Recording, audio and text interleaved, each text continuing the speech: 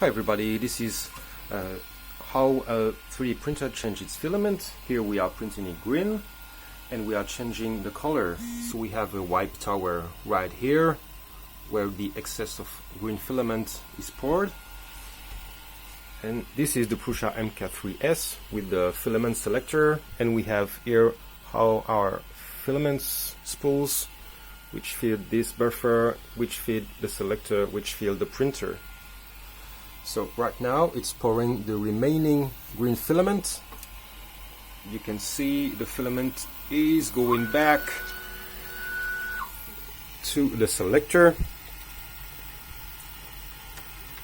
The selector goes on the green filament, which is the next one we want.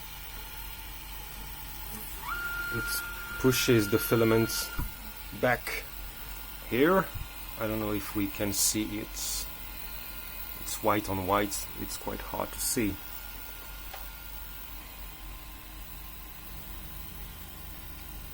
And now it's priming the white filament before resuming the print.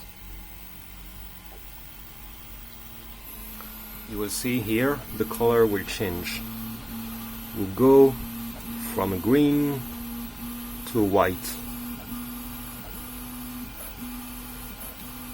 That's it.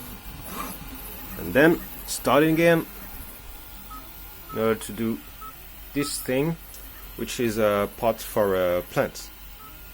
And this kind of thing goes right here. I have some hydroponic tubes where I can put my pot in there like that, and the water goes from the top. That's it.